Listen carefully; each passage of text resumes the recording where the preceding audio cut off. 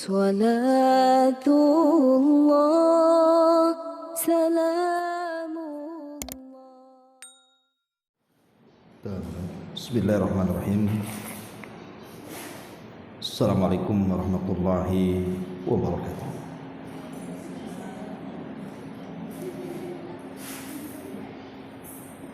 Alhamdulillah wassalatu wassalamu ala Rasulillah wa ala alihi wa sahbihi wa mawalah wa la hawla wa la quwwata illa billahi wa ba'd. Alhamdulillah, segala puja dan puji hanya milik Allah Jalla fi'ula.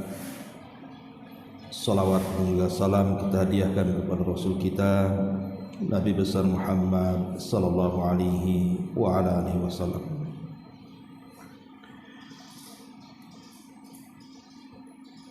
Kita lanjutkan kembali kajian kita, masih membahas tafsir singkat dari Juz Ammah, dan kita masuk pada ayat ke-31. A'udzubillahi minasyaitonirrajim. Bismillahirrahmanirrahim. Inna lil muttaqina mafaza hadaiqa wa a'naba wa kawa'iba atraba wa ka'san dihaqa la yasma'una fiha lagwaw wa la kidhaba jazaa'an mir rabbika ata'an hisaba.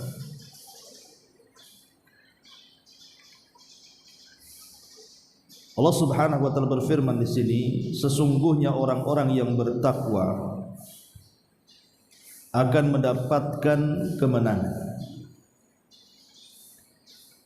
berupa kebun-kebun di sorga dan juga buah anggur,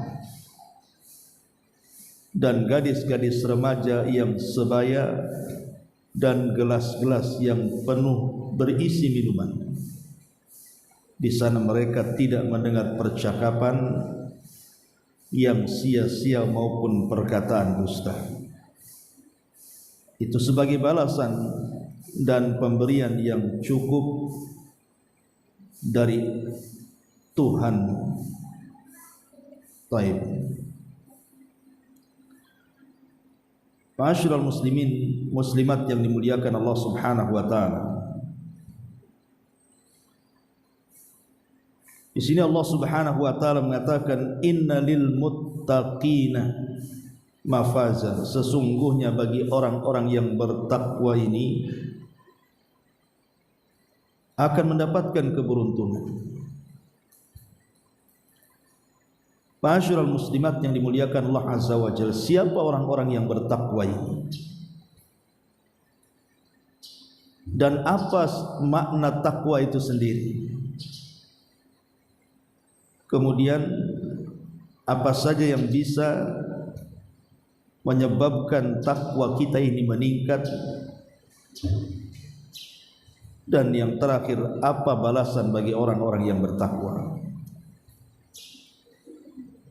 Ma'asyiral muslimat yang dimuliakan Allah Subhanahu wa taala, banyak kalangan ulama yang mendefinisikan apa itu takwa.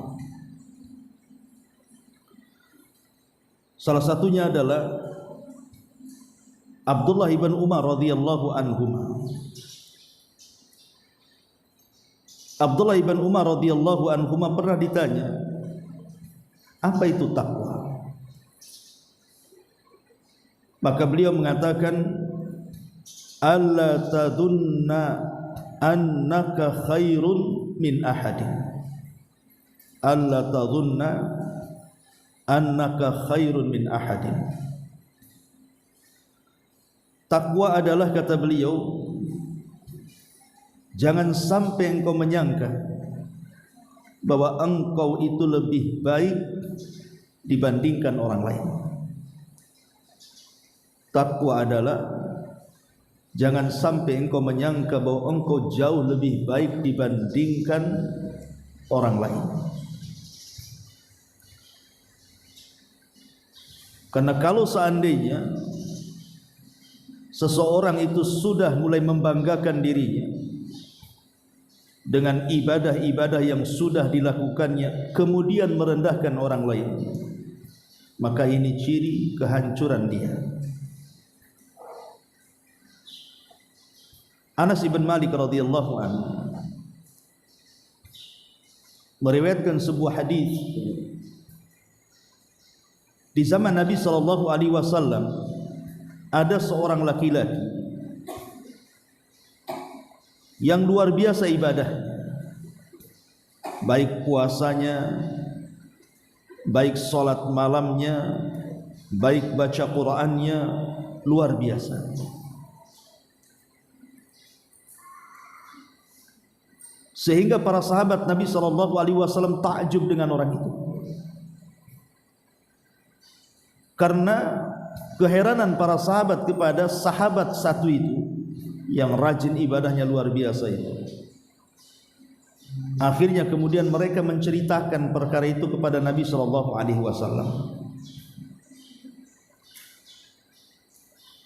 Tiba-tiba kemudian ketika mereka sedang bercerita kepada Rasul tentang seseorang yang luar biasa ibadahnya, tiba-tiba muncul seorang laki-laki yang wajahnya masih basah dengan air wudu, dan buliran-buliran air wudu itu masih menetes di wajahnya sambil menjinjing sandal, dan terlihat di dahinya itu ada bekas hitam karena rajin sujud. Ketika lewat, para sahabat mengatakan, "Ya Rasulullah, yang kami maksudkan tadi itu dia." Maka Nabi SAW memanggil orang itu. Kemudian Rasul mengatakan di hadapan para sahabat, "Inna ala wajhihi saf'atun minasyaitan." Kata Nabi SAW, sesungguhnya di wajah orang itu ada sentuhan-sentuhan wajah setan. Tentu sahabat heran, apa maksudnya? Karena di mata sahabat orang ini rajin ibadah, salatnya, puasanya, baca Qur'annya, sampai banyak para sahabat takjub dengan ibadahnya. Tapi Rasul malah mengatakan sesungguhnya di wajahnya ada sentuhan-sentuhan setan, katanya.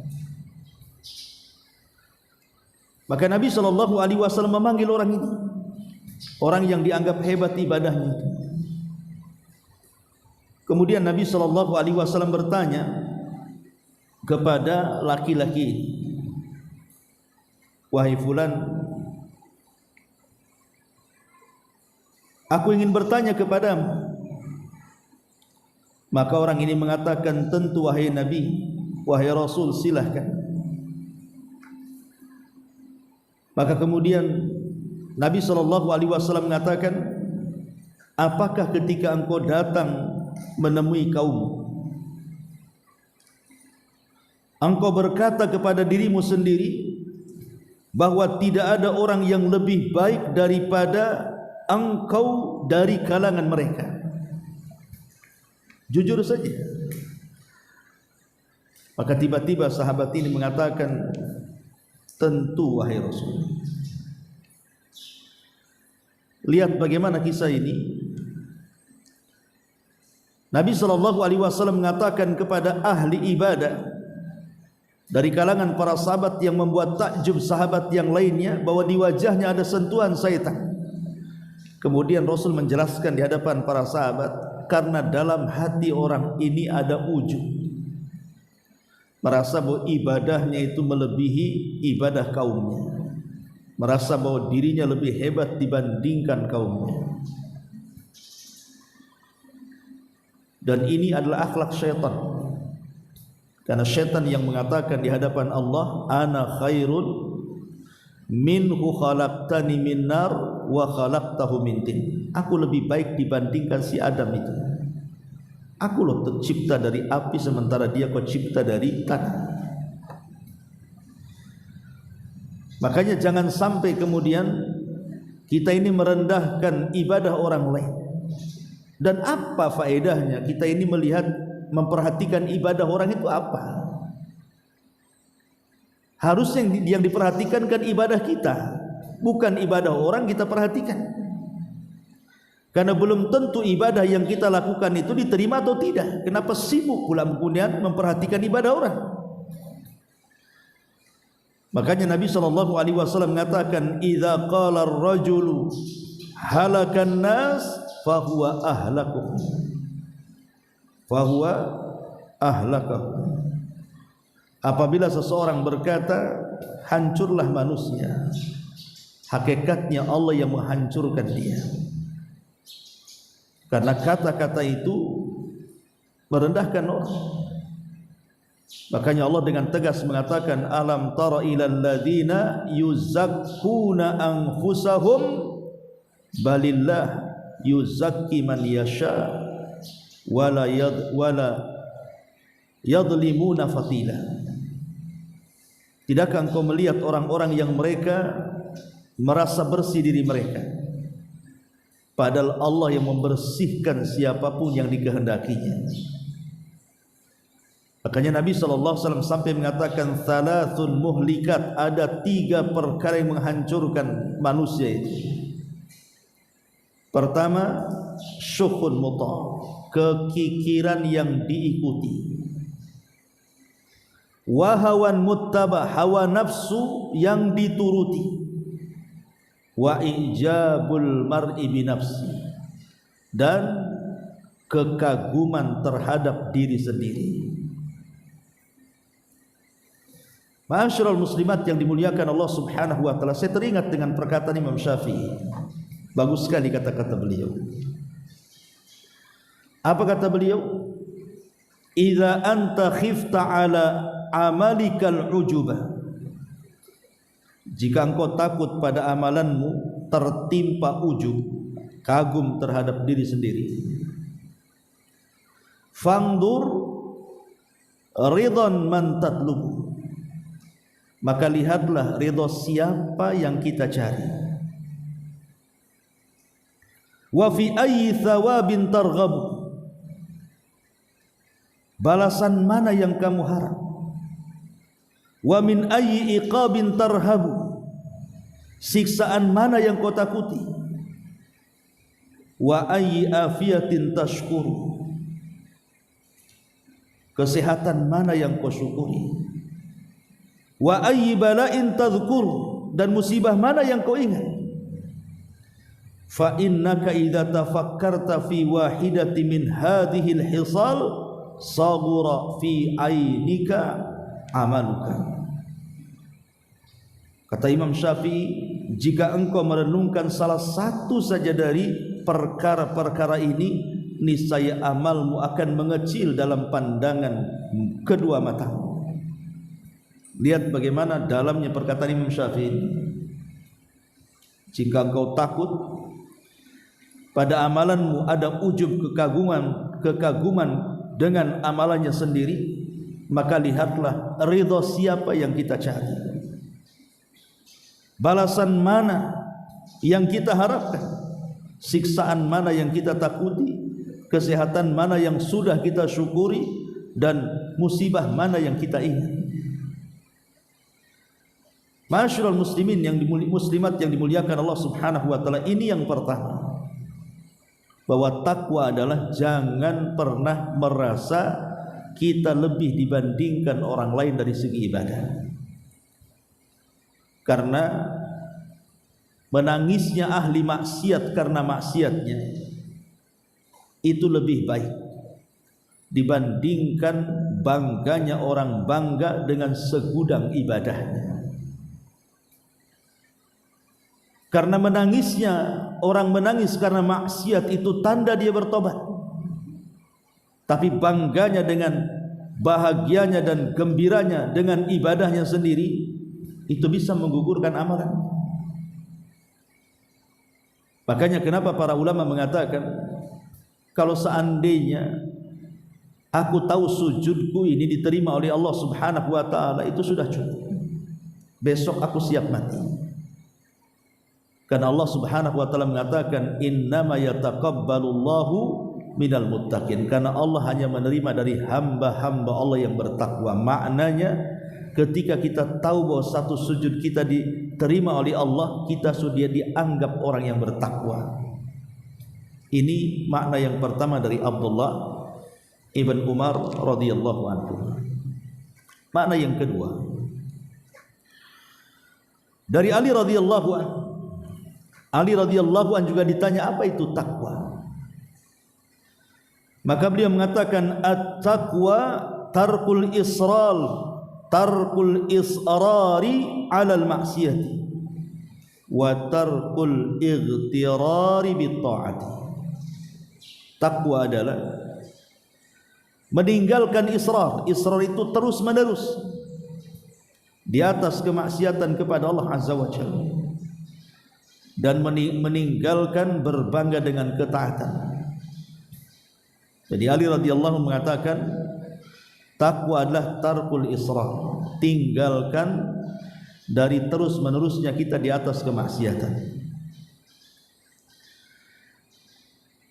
Makanya kenapa Nabi SAW mengatakan wailun lil musirrina alladzina yusirruna ala ma fa'alu wa hum ya'lamun. Celaka bagi orang-orang yang terus-terusan melakukan dosa sementara mereka mengetahui itu dosa. Makanya kenapa Allah Subhanahu wa taala sampai mengatakan walladzina idza fa'alu fahishatan aw zalamu anfusahum dzakarullah fastaghfaru lidzunubihim wa man yaghfiru dzunuba illallah wa lam yusirru ala ma fa'alu wa hum ya'lamun. Dan orang-orang yang apabila mereka melakukan fahisyah, sebuah keburukan, atau zalamu anfusahum, mereka menzalimi diri-diri mereka, zakarullah, mereka langsung ingat Allah, wastaghfaru lidzunubihim, dan langsung istighfar dengan dosa-dosa mereka, karena tidak ada yang bisa mengampuni dosa kecuali Allah.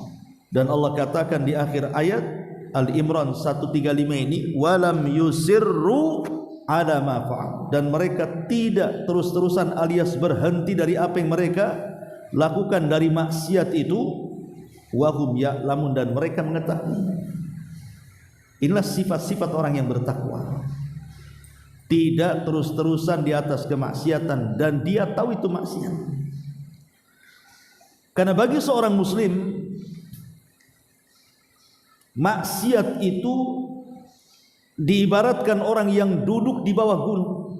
Jadi kalau ibu ini duduk di bawah gunung, tiba-tiba ada pengumuman dari BMKG bahwa gunung itu dalam hitungan menit akan meledak, tentu kan ibu was-was, pasti ibu lari. Kalau kita duduk di bawah gunung yang akan meledak, pasti kita akan lari, karena gunung itu takut menimpa dia. Tetapi orang yang melakukan, atau orang-orang fasik yang melakukan dosa itu, bagi mereka dosa itu ibarat lalat yang menempel di hidung kemudian ditebas, datang lagi, dah biasa bagi dia. Makanya dari sini Ali radhiyallahu anhu mengatakan bahwa takwa itu tinggalkan, jangan terus-menerus di atas kemaksiatan, dan jangan bangga dengan ketaatan. Ini juga bagian daripada makna takwa dari Ali radhiyallahu anhu. Ma'asyiral muslimat yang dimuliakan Allah Subhanahu wa taala, ada juga yang memberikan definisi takwa ini. Di antaranya adalah masih perkataan Ali radhiyallahu anhu, takwa adalah al-khaufu minal jalil wal amalu bitanzil wal qana'atu bil qalil wal isti'dadu li yaumir rahim. Takwa adalah seseorang menanamkan rasa takut kepada Allah. Al-khaufu minal jalil, menanamkan perasaan takut kepada Allah Azza wa Jalla. Wal amalu bitanzil, dan yang kedua berusaha mengamalkan apapun yang diturunkan dari syariat. baik berupa perintah ataupun menjauhi larangan. Kemudian wal qanaa'atu bil qalil, merasa cukup dari pemberian Allah walaupun sedikit. Qanaa'ah. Wal isti'dad li yaumir rahim, dan dia pun persiapan untuk hari setelah kematian. Itulah takwa. Jadi Ali radhiyallahu an mendefinisikan makna lain, takwa adalah takut kepada Allah, beramal dengan wahyu, qanaah dengan yang sedikit, dan persiapan untuk bekal kematian. Inilah 4 kata, kalau terkumpul pada diri kita berarti kita sudah bertakwa. Takut dengan Allah Azza wa Jalla. Karena begini ibu-ibu yang muliakan Allah Azza wa Jalla, termasuk keburukan yang sangat buruk adalah ketika pandangan manusia kepada kita itu lebih mulia dibandingkan pandangan Allah kepada kita. Ini buruknya akhlak kita di sini. Ketika pandangan manusia lebih mulia dibandingkan pandangan Allah kepada kita. Apa maksudnya? Ketika seseorang bermaksiat kepada Allah Subhanahu wa taala, dia malu kalau seandainya ada manusia yang melihatnya. Saya ulang, ketika seseorang itu bermaksiat kepada Allah Azza wa Jalla, dia malu kalau seandainya ada orang yang melihatnya. Tetapi dia tidak malu ketika bermaksiat kepada Allah yang tidak ada yang tahu kecuali dia dengan Allah saja.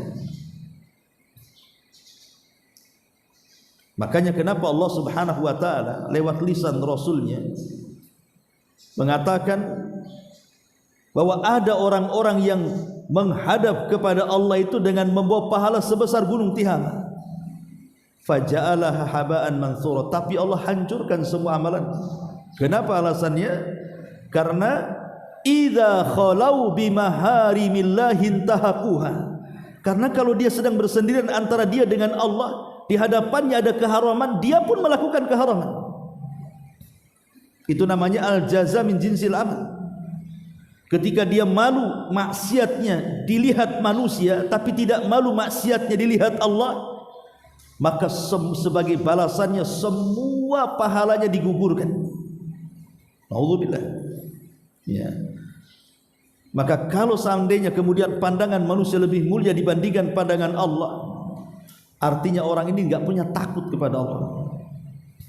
Harusnya kan sebaliknya, kita lebih takut kepada Allah dibandingkan kepada manusia.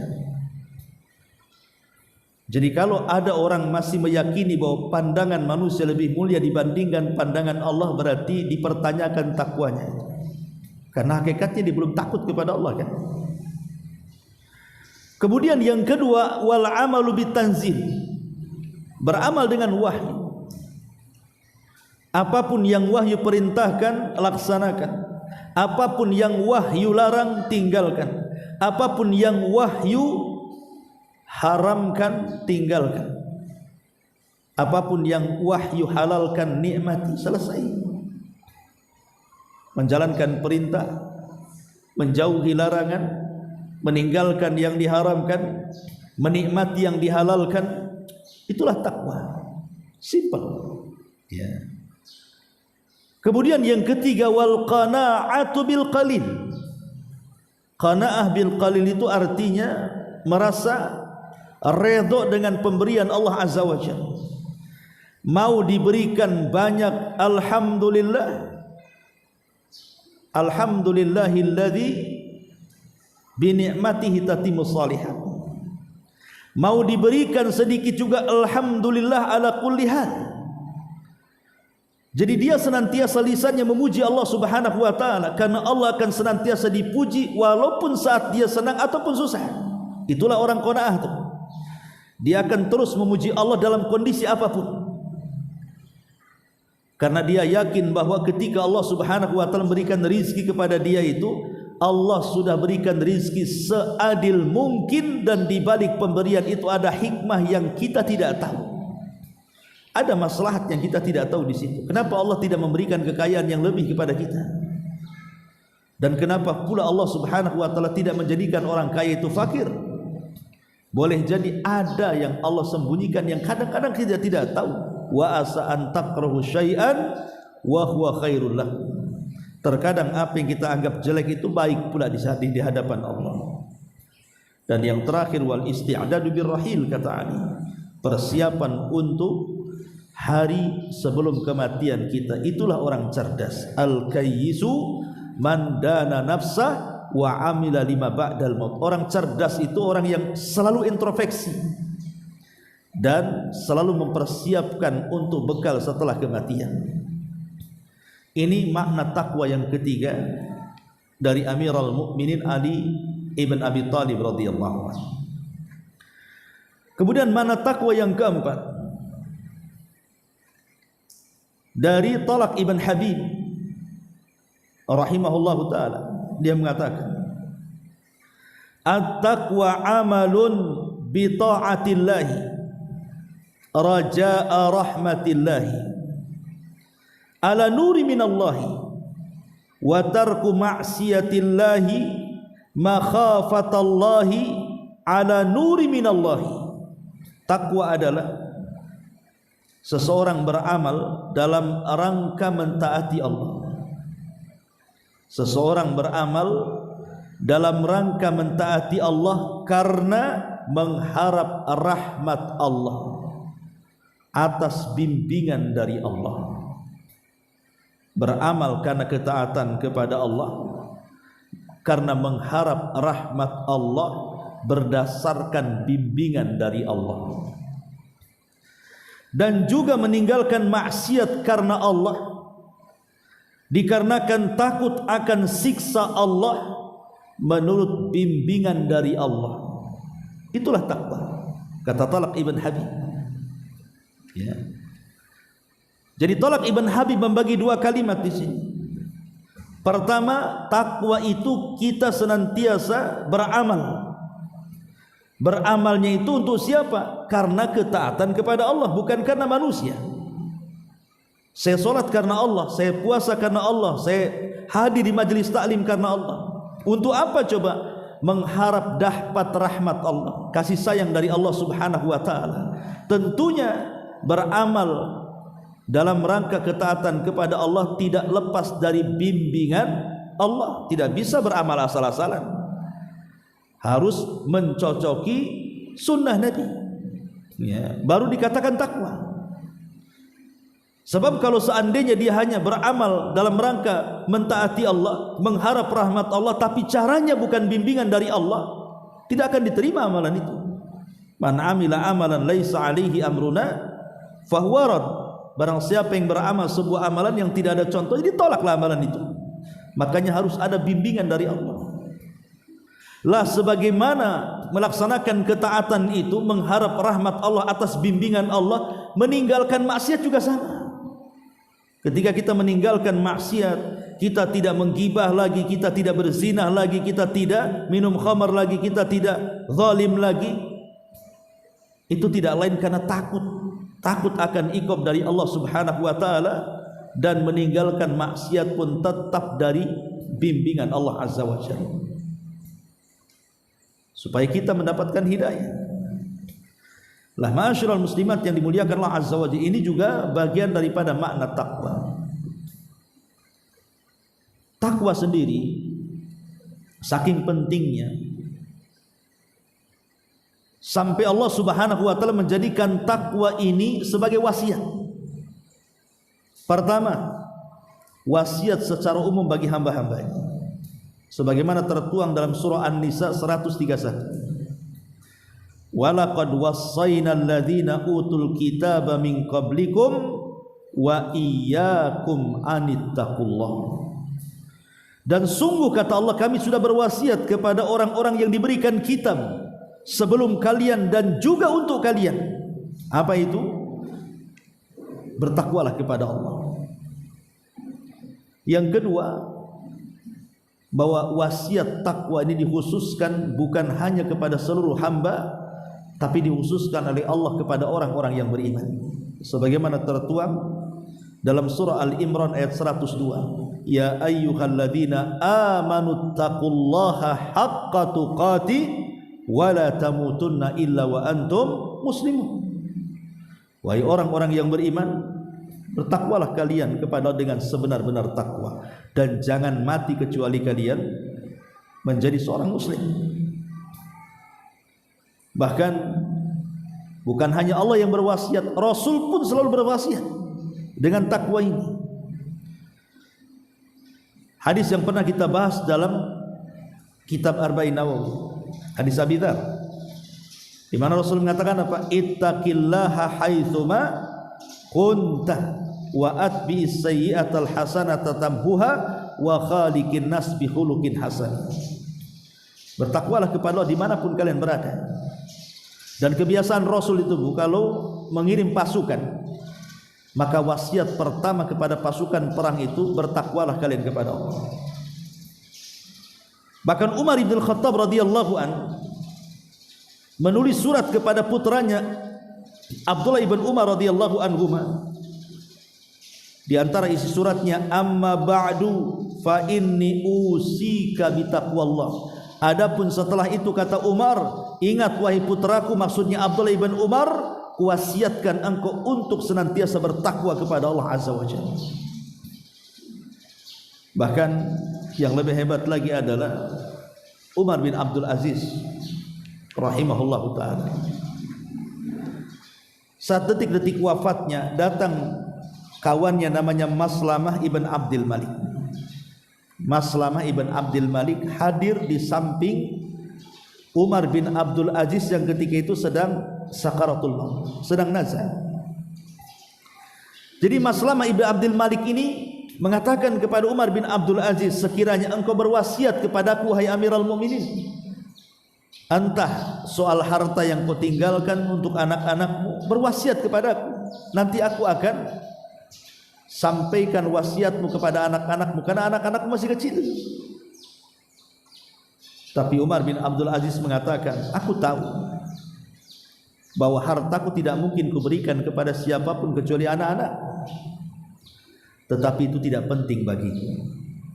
Kemudian Umar bin Abdul Aziz mengumpulkan anak-anaknya dan mengatakan, usikum bitaqwallah, aku wasiatkan kalian sebagai warisan dari aku, kata Umar bin Abdul Aziz, bertakwalah kepada Allah Azza wa Jalla, dan aku tidak akan meninggalkan harta kepada kalian. Kemudian Maslamah ibn Abdul Malik ini heran, kenapa Umar bin Abdul Aziz ngomong seperti itu. Maka ditanyalah oleh Maslamah ini kepada Umar bin Abdul Aziz, kenapa engkau mengatakan seperti itu? Hanya cukup mewariskan takwa dan tidak mewariskan harta. Lihat bagaimana ucapan Umar bin Abdul Aziz rahimahullahu ta'ala. Dia mengatakan, kalau seandainya anak-anakku adalah orang soleh, orang yang bertakwa, fasayughnihillahu, pasti Allah akan memberikan kekayaan kepadanya. Karena Allah mengatakan, wa man yattaqillah yaj'al lahu makhraja wa yarzuqhu min haitsu la yahtasib. Siapa yang bertakwa kepada Allah, Allah carikan jalan keluarnya, dan Allah akan berikan rizki dari arah yang tidak disangka-sangka. Kalau betul-betul anakku bertakwa dan saleh, pasti Allah akan memberikan kekayaan tanpa aku kasih pun mereka kaya. Tetapi dia mengatakan, jika wa imma ghaira dzalik, kalau tidak seperti itu, tidak bertakwa, aku hanya memberikan harta kepada mereka, maka dia mengatakan, falan akun awwal man a'anahu bil mali alal maksiatillah, ala maksiatillahi azza wajalla. Ketika aku hanya memberikan harta dan tidak memberikan takwa, sama saja aku menolong mereka di atas kemaksiatan kepada Allah azza wajalla. Karena kalau punya harta tidak bertakwa, pasti maksiat. Sama saja aku menolong kepada anak-anakku di atas kemaksiatan. Tapi kalau aku tidak berikan harta kepada mereka, cukup berwasiat takwa, kalau mereka betul-betul bertakwa dan menjadi orang baik, tanpa aku beri harta, mereka pasti kaya. Subhanallah, betul. Umar bin Abdul Aziz tidak mewariskan hartanya, hartanya disedekahkan. dan anak-anaknya tidak dapat warisan kecuali hanya sedikit. Tetapi dengan keyakinan Umar bin Abdul Aziz, semua anak-anaknya setelah besar menjadi orang kaya raya semuanya, dan mereka adalah penderma utama dalam kerajaan untuk mendanai para mujahid fi sabilillah. Lihat bagaimana wasiat takwa ini luar biasa. Tapi masalahnya, ibu-ibu yang dimuliakan Allah Azza wa Jalla, kalau zaman dulu, kalau ada orang yang mengatakan bertakwalah wahai fulan, itu langsung bergetar hatinya, langsung kadang-kadang meneteskan air mata, seperti yang dialami oleh Umar bin Khattab radhiyallahu anhu ketika berjalan bersama Aslam pembantunya ke pasar. Jadi Umar ini berjalan dengan Aslam ke pasar, rupanya di tengah jalan dikejutkan dengan seorang wanita tua. Wanita tua ini memanggil-manggil Umar dengan panggilan tidak sopan. Bukan dipanggil Amirul Mukminin, bukan dipanggil Umar, tapi dipanggil Umair. Ya Umair, ya Umair katanya. Umair ini dalam bahasa Arab ditasghir namanya. Kalau Umar itu dewasa, kalau Umair itu Umar kecil.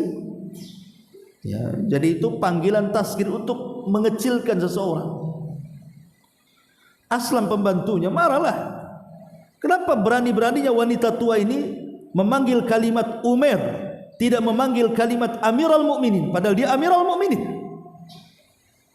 Tapi Umar kemudian mengatakan kepada Aslam, da'uha, tinggalkan wanita itu.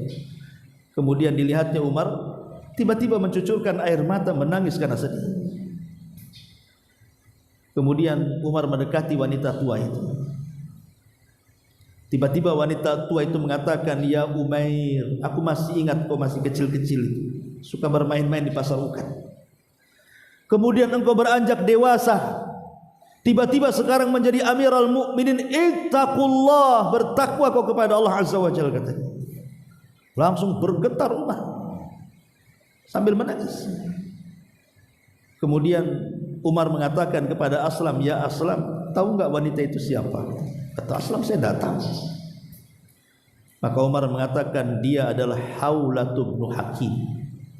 Haulah bintu Hakim. Siapa Haulah bintu Hakim? Orang yang mengadukan urusan suaminya kepada Rasul gara-gara suaminya mengatakan, antika dhahri ummi, engkau seperti punggung ibu.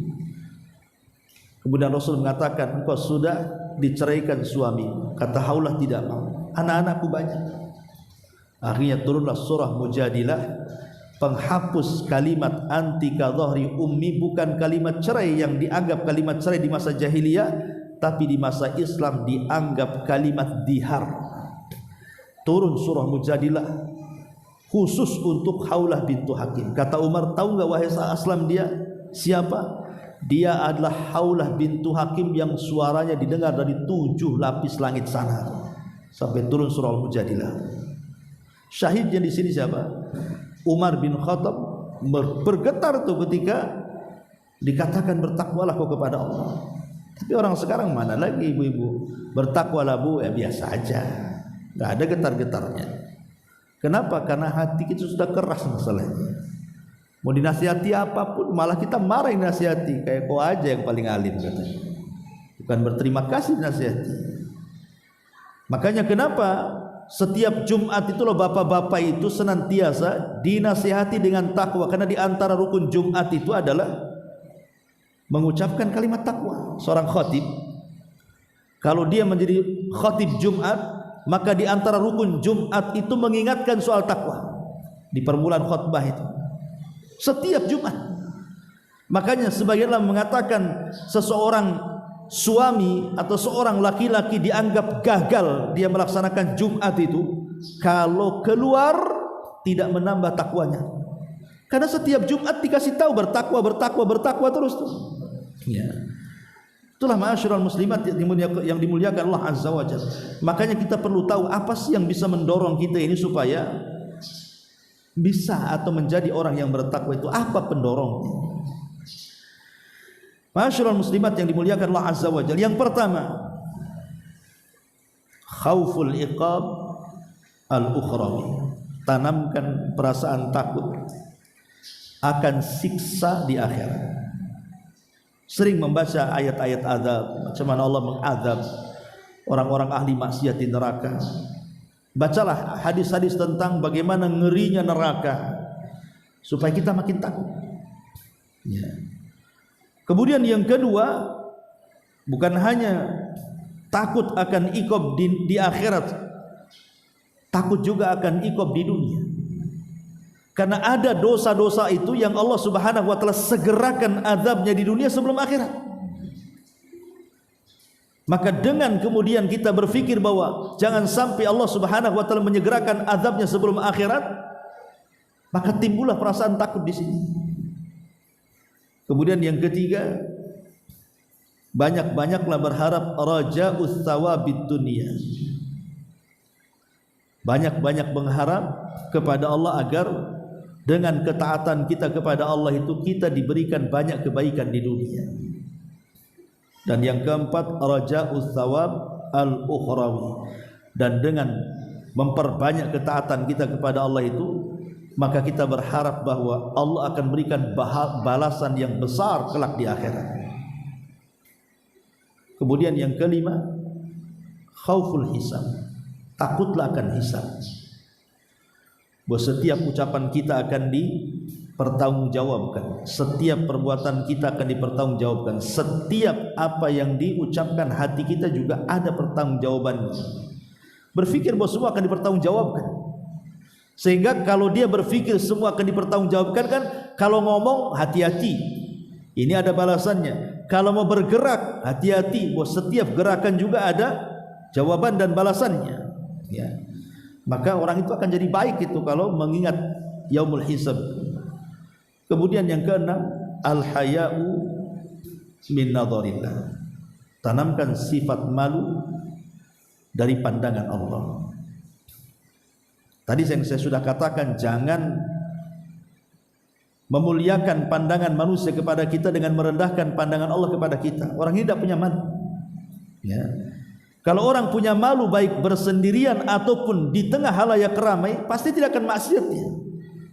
Makanya Ibrahim ibn Adham rahimahullahu taala ketika ada anak muda datang kepada dia, "Wahai Imam, saya ini tidak bisa meninggalkan maksiat, gimana ceritanya ini?" Maka Imam Ibrahim ibn Adham mengatakan, "Ya tidak apa-apa. Kalau engkau ingin maksiat ya silahkan saja, tapi lakukan 5 perkara. Pertama, silahkan kau bermaksiat, tapi jangan makan dari rizki Allah. Yang kedua, silahkan bermaksiat, tapi cari di tempat yang Allah tidak tahu." Bisa? Ya. Gak akan bisa. Di mana coba kita mau bermaksiat yang Allah tidak tahu? Semua Allah tahu. Di dasar lautan Allah tahu, di dalam gunung Allah tahu, bahkan di lapisan-lapisan bumi Allah tahu, bahkan di lapisan langit Allah tahu, di alam semesta ini Allah tahu semuanya. Makanya kata Ibrahim bin Adham, kalau kau ingin maksiat silahkan saja, tapi ingat, cari tempat yang Allah tidak tahu. Atau silakan maksiat, tetapi kata Ibrahim bin Adham, apabila malaikat maut datang kepadamu, bilang saja tunggu dulu, aku tobat dulu. Bisa? Enggak bisa. Atau silahkan kau bermaksiat, tapi nanti kalau engkau digiring ke neraka Allah Subhanahu wa taala oleh malaikat-malaikat Zabaniyah itu, kau katakan, jangan kau tarik aku ke neraka, kata, masukkan aku ke surga. Bisa kau perintahkan malaikat Zabaniyah? Enggak bisa. Kecuali Mama Gufron saja yang bisa. Tahu Mama Gufron yang lagi viral tuh, yang menguasai bahasa Suryani itu bisa merintahkan malaikat, katanya. Yang makolina rahmatan makoli itu kan. Nah, ini yang bahasa Suryani lagi viral tuh. Ya, katanya dia bisa menginterogasi malaikat mungkar nakir. Terbalik, dia yang interogasi kita, siapa Rabbmu, siapa Mama Gufron pula ya menginterogasi mungkar nakir. Balik-balik dunia ini. Sudah jelas sesatnya. Baik. Kemudian yang nomor 7, wasyukru lillahi ala ni'amihi bi ta'atihi, bersyukur kepada Allah atas nikmat-nikmat yang Allah anugerahkan kepada kita dengan cara terus meningkatkan taat. Dan yang nomor 8 tentu al-ilm. Yang bisa meningkatkan takwa itu adalah ilmu. Hadir di majelis taklim. Kenapa? Karena Allah secara khusus mengatakan innama yakhshallah min ibadihil ulama. Orang yang takut kepada Allah itu merekalah orang-orang yang punya pengetahuan ataupun ulama. Sebab orang-orang yang punya ilmu, dia tahu apa yang ditakutkan, makanya dia takut. Tapi orang jahil, dia tidak tahu apa yang ditakutkan, makanya tak takut. Lah ilmu itulah yang kemudian menjadikan orang jadi takut jadinya. Maka ini juga yang merangsang seseorang menjadi orang yang bertakwa adalah terus belajar, ya. Dan yang nomor 9, ta'dimu jalalillahi, mengagungkan kemuliaan Allah Subhanahu wa taala. Dalam hati itu kita betul-betul mengagungkan Allah dengan melihat tanda-tanda kekuasaan Allah yang luar biasa di alam semesta ini, sehingga tumbuh pengagungan kita kepada Allah Azza wa Jalla. Dan yang terakhir tentunya sidqul mahabbah, jujur dalam kecintaan kita kepada Allah Azza wa Jalla. Inilah 10 perkara yang bisa membangkitkan. Adapun takwa sendiri kan ada tingkatan-tingkatannya. Takwa itu kan ada tingkatan-tingkatannya. Yang pertama, an yattaqil abdu al-kufra. Seorang hamba takut terjerumus kepada kekafiran. Tentu tidak lain ini untuk menjaga keyakinan Islam. Ya, jangan sampai kita ini menjadi orang kafir, menjadi orang murtad, menjadi orang musyrik. Maka kalau terbentik dalam hati ibu, jangan sampai saya kufur. Jangan sampai seperti tetangga gara-gara kawin dia pindah agama. Jangan sampai seperti orang itu kok dia bisa datang ke kuburan minta-minta menjadi dukun atau yang datang ke dukun. Pokoknya dia takut kalau agamanya itu sampai bergeser. Nah, berarti itu tingkatan takwa yang paling luar biasa. Dia jaga agama dia. Saya tidak mau ke sana dengerin ceramah orang itu nanti kena syubhat pula saya. Jadi dia berusaha menjaga keyakinan agamanya dari kekufuran dan kesyirikan. Yang kedua, an yattaqi al-ma'asi wal hurumat wa huwa maqamut taubah. Yang kedua, takut terjerumus kepada maksiat dan keharaman. Dan inilah disebut dengan maqamnya taubat. Ketika seseorang takut bermaksiat, takut yang haram-haram, berarti adalah dalam hatinya takwa. Tapi kalau orang biasa melakukan maksiat, biasa melakukan yang haram, berarti belum ada takwa dalam hatinya. Kemudian yang ketiga, an yattaqi asy-syubhat. Takut kalau terkena syubhat. Takut kalau terkena syubhat. Itulah maqam wara' namanya. Pamannya ibu nemu dompet di jalan. Ya. Ini syubhat kan gitu. Enggak maulah saya ambil. Balikin. Kan setan datang, udah ambil saja. Itu ada 50.000 di dalam tuh. Ada tuh, udah ambil, lumayan bisa beli bawang, beli ini, beli itu. Anda mau saya. Ya, jadi dia berusaha hatinya jangan sampai terkena syubhat. Kemudian juga yang keempat, an yattaqiyal mubahat wa huwa maqamuz zuhdi. Dia meninggalkan perkara-perkara mubah. Ya mungkin ibu main ke tetangga ngobrol itu kan boleh-boleh saja. Tapi kalau sampai kemudian berjam-jam itu kan sayang waktu yang berjam-jam itu hanya untuk ngobrol ngalor ngidul ngetan ngulur nggak jelas kan. Bagus ya baca zikir di rumah, sholat, baca Quran kan itu lebih manfaat gitu. Dan yang terakhir an yattaqiya hudzur ghairillah ala qalbi wa huwa maqamul musyahadah. Dia berusaha untuk menepis di hatinya selain daripada Allah Azza wa Jalla, jangan sampai bersarang dalam hatinya. Hati ini saya berikan hanya kepada Allah. Itu sudah tingkatan luar biasa. Ya. Walaupun ibu dapat harta sebanyak apapun, Saya tidak mau meletakkan harta itu di hati, cukup di tangan. Kalaupun seandainya harta itu hilang, maka hanya sekedar berpindah tangan. Sebab kalau seandainya harta itu diletakkan di hati, Bu, jangankan lagi semua hilang, sedikit saja yang hilang, stres kita hidupnya. Kalau diletakkan di hati kan. Tapi kalau hati ibu kosongkan hanya kepada Allah, yang lain itu di luar daripada hati, mau satu dunia hilang sekalipun dia tidak akan sedih. Nah, itulah ketakwaan yang sesungguhnya, dan itulah tingkatan-tingkatan takwa yang disebutkan para ulama. Ma'asyiral muslimat yang dimuliakan Allah Azza wa Jalla, adapun takwa itu sendiri ataupun jalan menuju takwa itu sendiri, ada 5 perkara yang harus ibu pahami. Yang pertama, antuhibba Allah aktsar min ayyi syai'. Antuhibba Allah aktsar min ayyi syai'. Ibu harus lebih mencintai Allah lebih banyak dibandingkan selainnya. Cintai Allah melebihi segalanya. Karena kita belum, kadang-kadang kita ini kan lebih mencintai yang lain dibandingkan Allah kan. Contohlah ibu sedang ngobrol dengan kawan, datang waktu zuhur. Ini obrolan belum selesai kan, masih nyambung-nyambung nih. Terkadang ibu kan kasih keasikan ngomong, nggak peduli itu waktu zuhur itu. Nantilah kan waktu zuhur sampai asar masih lama, gitu kan. Ini kan lebih mencintai kawan-kawan ngobrolnya dibandingkan Allah. Itu namanya seperti itu. Nah, itu masih sering di masyarakat seperti itu kan. Makanya orang yang bertakwa itu jalannya adalah ketika dia lebih mencintai Allah dibandingkan yang lainnya. Itulah jalan terbesar menjadi orang yang bertakwa. Yang kedua, antas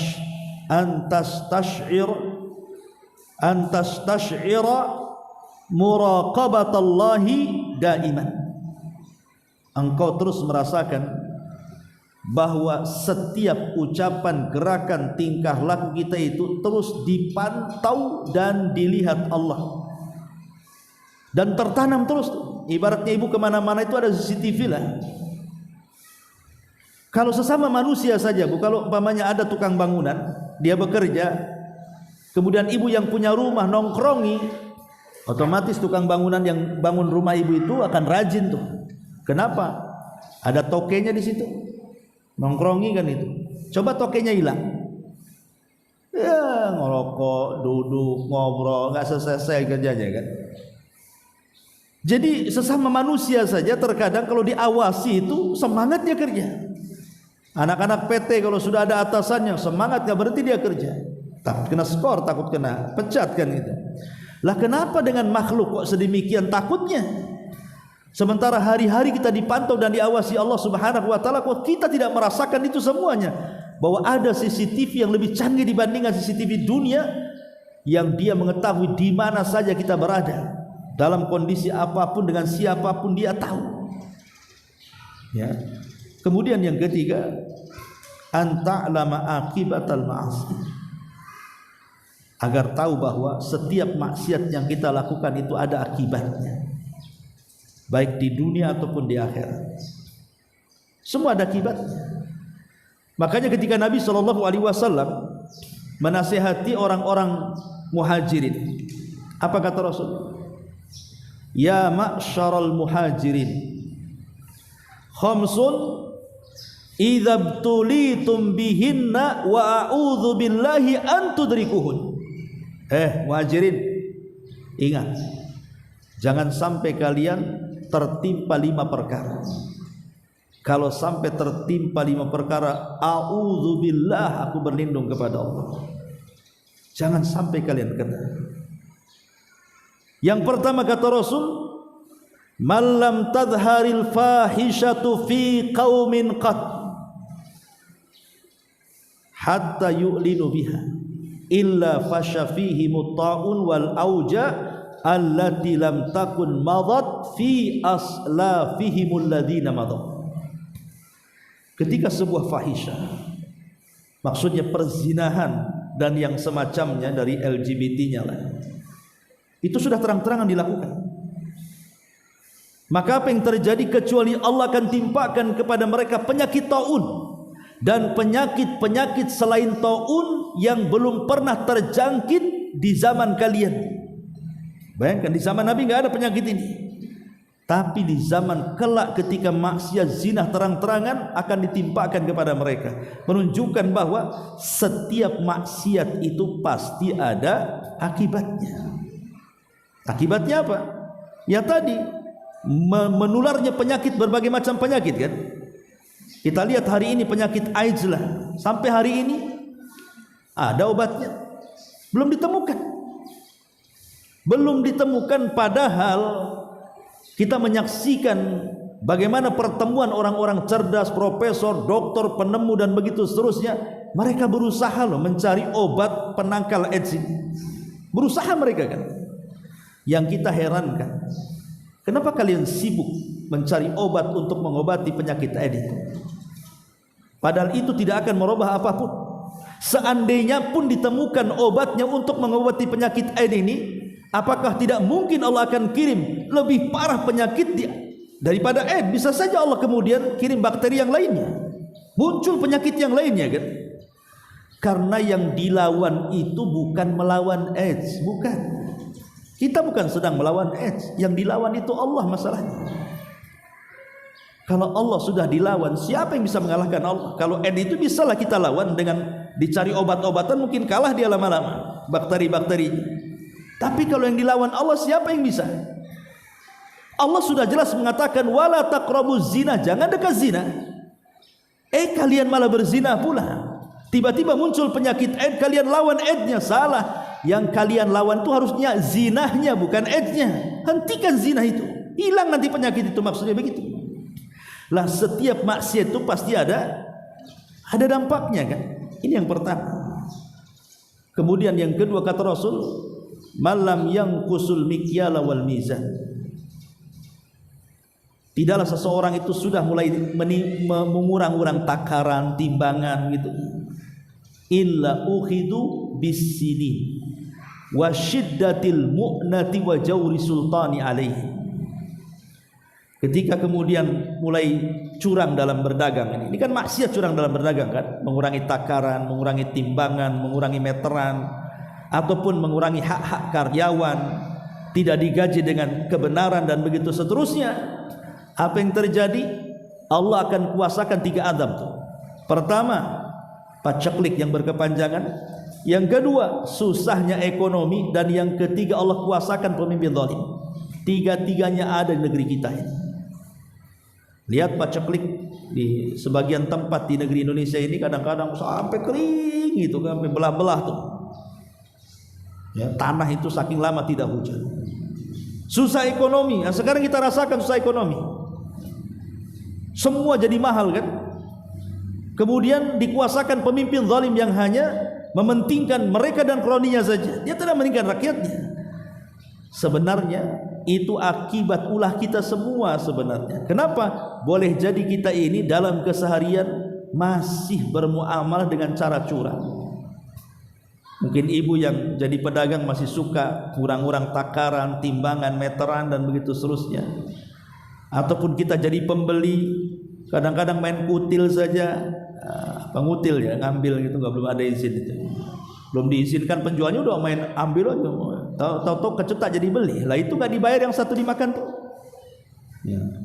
Ataupun mungkin ibu ngambil pembantu, nggak digaji-gaji 2 bulan, padahal kan harusnya digaji sebelum keringatnya kering, kata Nabi kan gitu. Banyak pokoknya persoalan itu, karena Allah secara umum mengatakan innallaha la yughayyiru ma biqaumin hatta yughayyiru ma bi anfusihim. Allah tidak mungkin merubah sebuah kaum sampai kaum itu yang berubah. Kita menghendaki tanah kita subur, kemudian kita menghendaki mudahnya ekonomi, kita menghendaki pemimpin-pemimpin yang adil dan begitu seterusnya. Bisa Allah berikan semuanya, asal apa? Asal kita robah diri kita sebenarnya.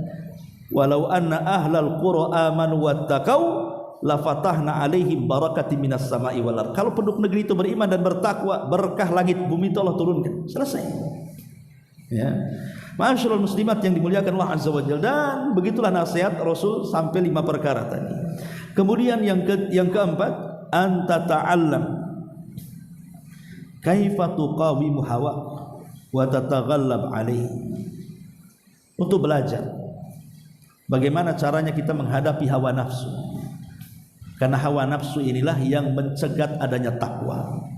Kenapa orang bermaksiat? Karena hawa nafsu. Ya. Kenapa kenapa ibu berghibah? Hawa nafsu ibu yang ngajak ibu ghibah.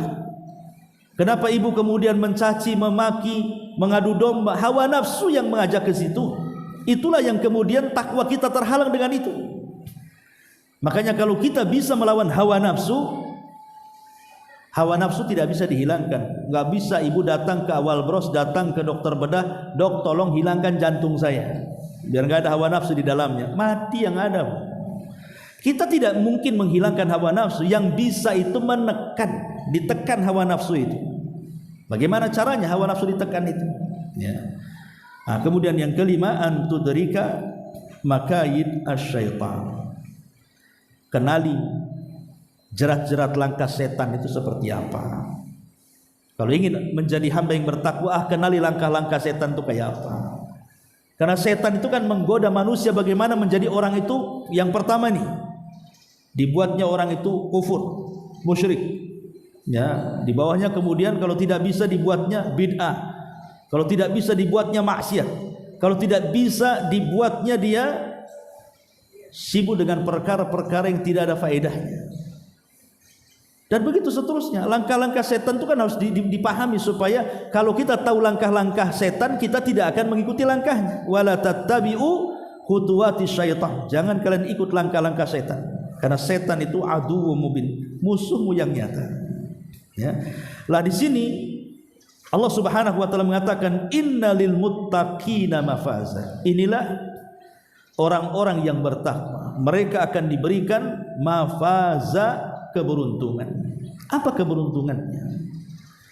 Hadaiqa wa a'naba wa kawaiba atraba wa ka'san dihaqa la yasma'una fiha lagwa wala kidzaba jazaa'an min rabbika ata'an hisaba. Keberuntungannya, mereka akan diberikan kebun-kebun dan buah-buah anggur dan gadis-gadis remaja yang sebaya dan gelas-gelas yang penuh berisi minuman yang enak-enak. Di sana mereka tidak mendengar percakapan yang sia-sia maupun perkataan dusta. Itulah sebagai balasan dan pemberian yang cukup banyak dari Tuhannya. Ma'asyiral muslimat yang dimuliakan Allah Azza wa Jalla, di sini Allah ingin menjelaskan kepada kita bahwa ada balasan besar bagi orang-orang yang bertakwa di akhirat.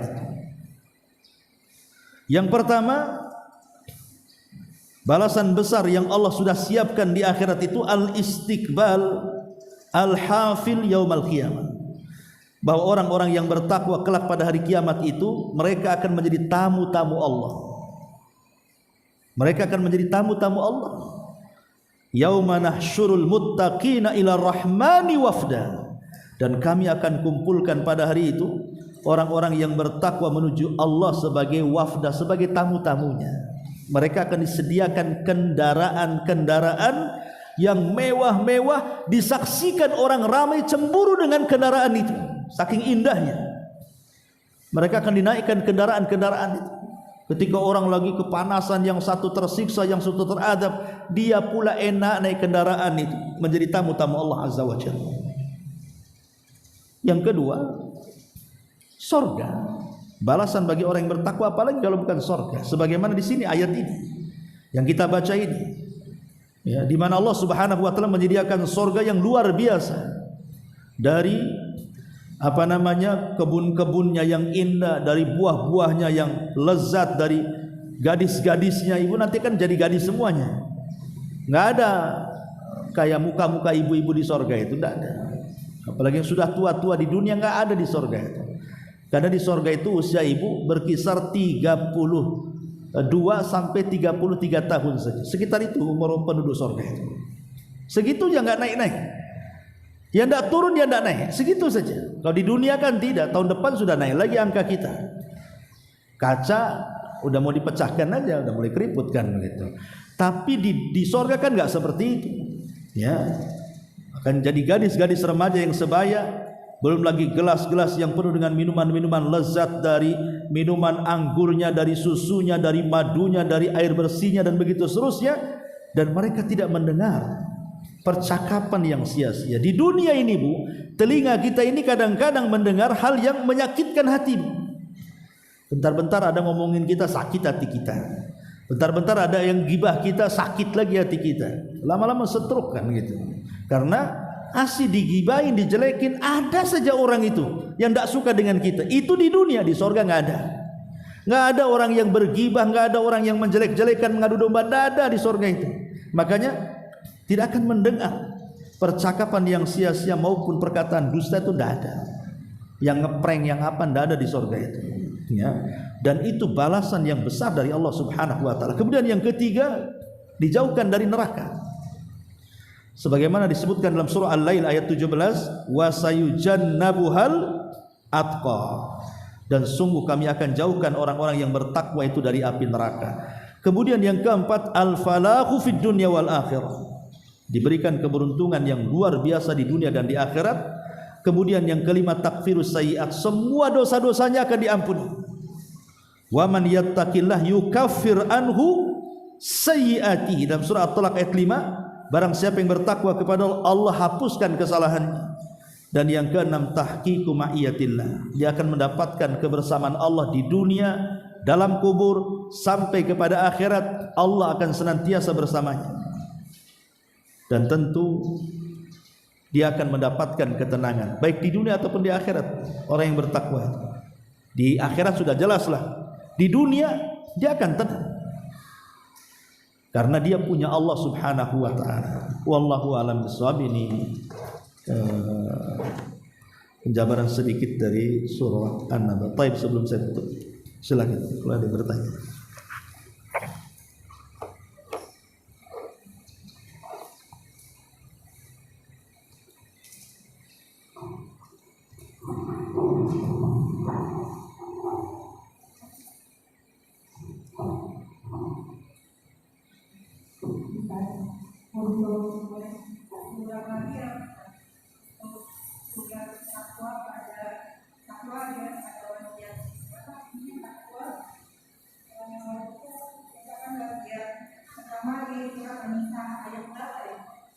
Yang mana itu?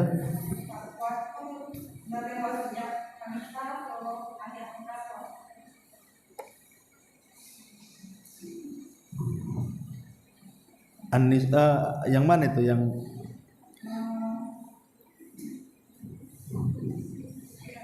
dia pembahasannya di mana itu? Oh, takwa itu sebagai wasiat. Oh, tadi maksudnya tanya suratnya. Surat berapa gitu ya? Ayat berapa? Iya. Jadi An-Nisa ayat yang pertama ya, An-Nisa ayat 131. Kemudian Al-Imran ayat 102. Ya. Wasiat secara umum bagi manusia. Takwa Allah.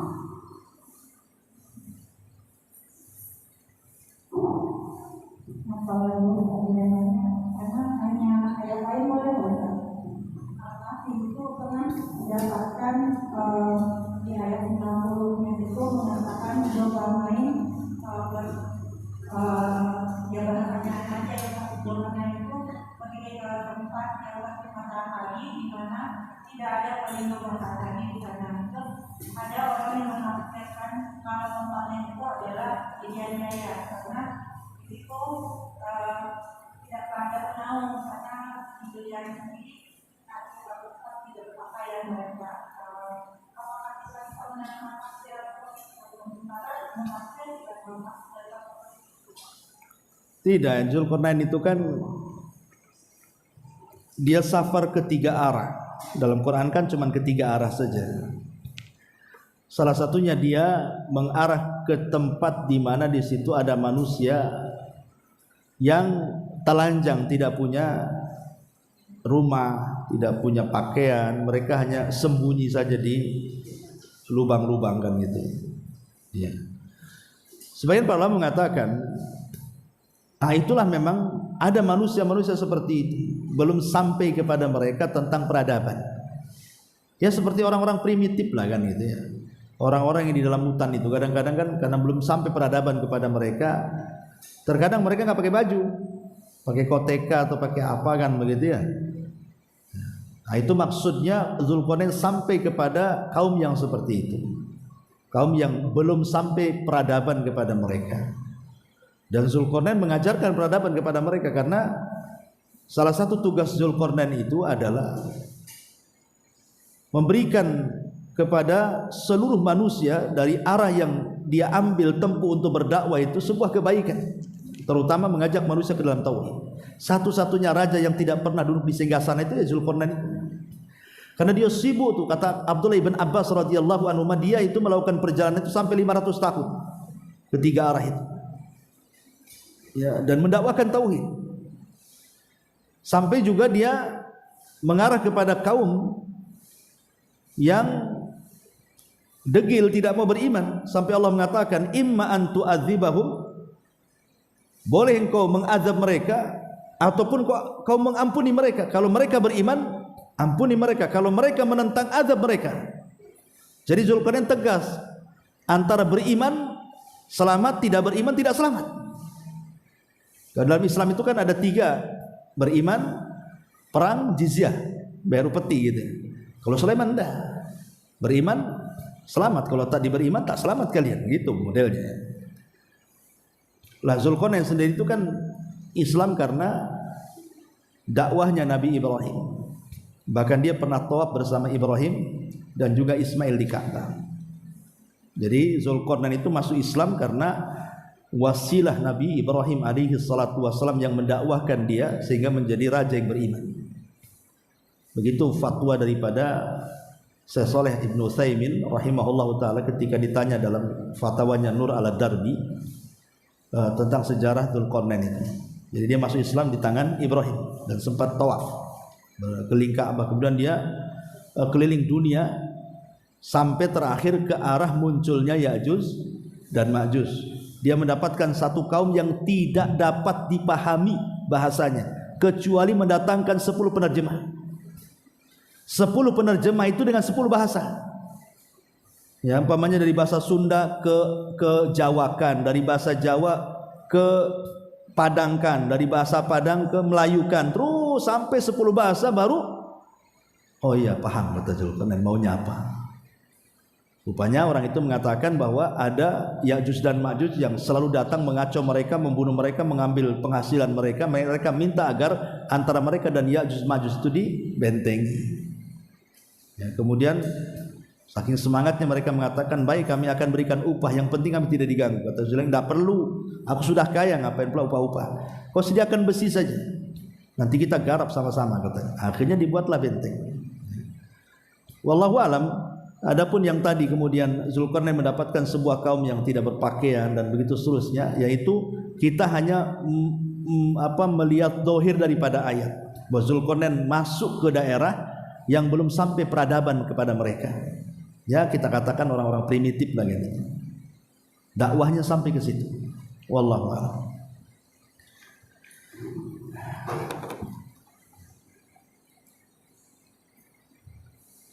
Time sekiranya dah jam 10 lebih. Ada manfaatnya. Subhanallah wa bihamdika, asyhadu an la ilaha illa anta.